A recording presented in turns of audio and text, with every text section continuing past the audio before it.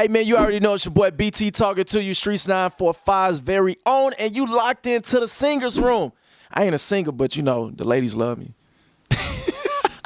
You've been doing this for a while, being a radio host. Right. What has been your most challenging position with an R&B artist?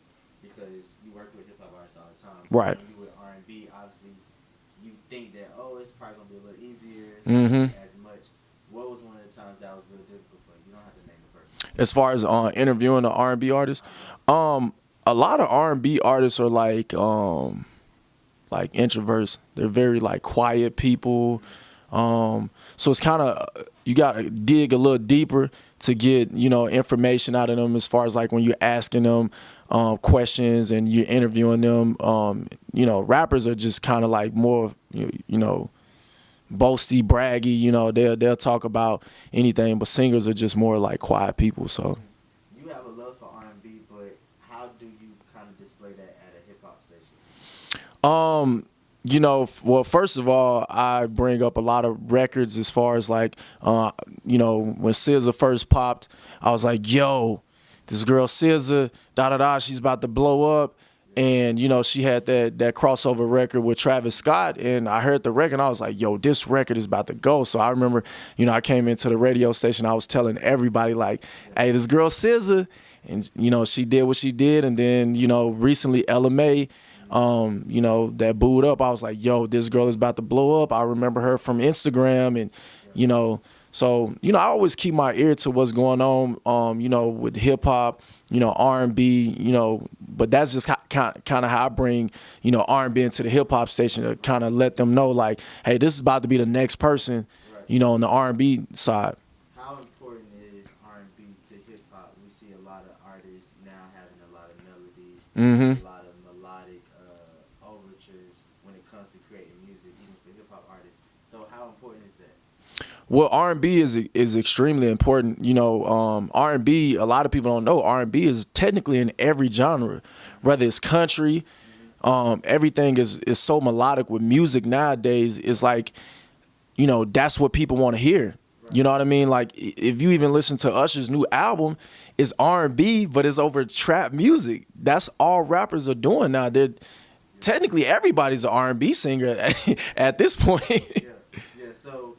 So we're safe to say that it's kind of like the foundation of urban music, right? Right. So what R&B artists have influenced your love for hip hop? Like, what R&B artists kind of set the tone for you to go, you know what, I love this, but I love this with this hip hop song? Like, was it a remix that you heard over R&B beat, or was it a moment in time where you just fell in love with R&B because of your parents?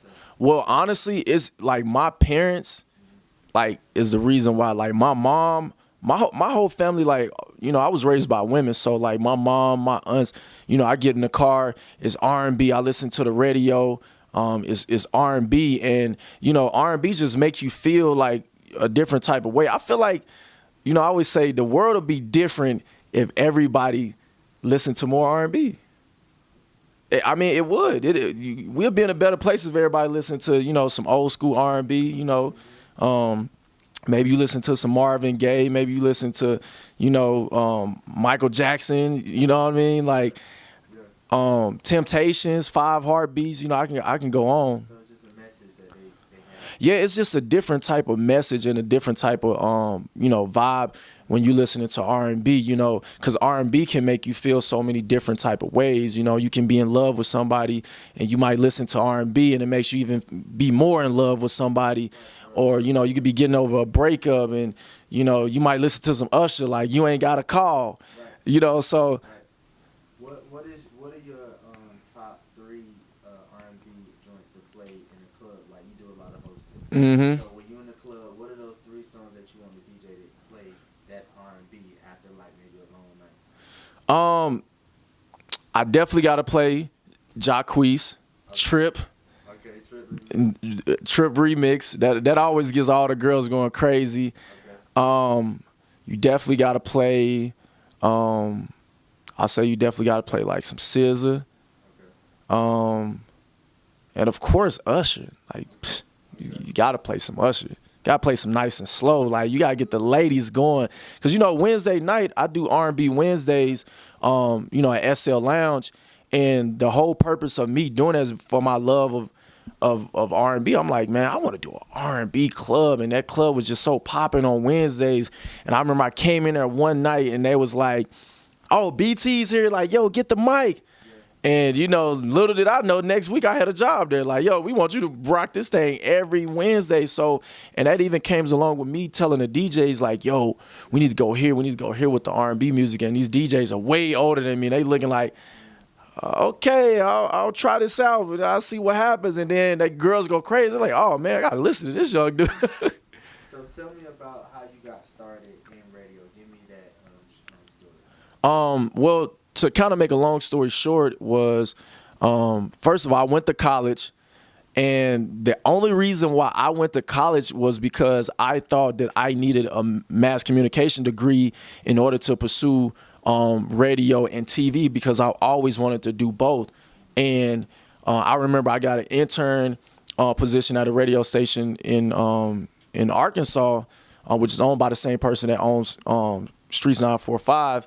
And I did an intern situation there, but it's so weird how it actually happened, because I was technically out. I just used to come up to the station all the time, and my whole philosophy was, I'm gonna come up here enough until y'all either figure out what we gonna do with this kid, or y'all gonna tell me to stop coming. And it got to the point they just stopped coming up here, like, you're bothering us, you know what I mean? Like, we're trying to work. You got this little 18-year-old kid that keeps coming up to the radio station.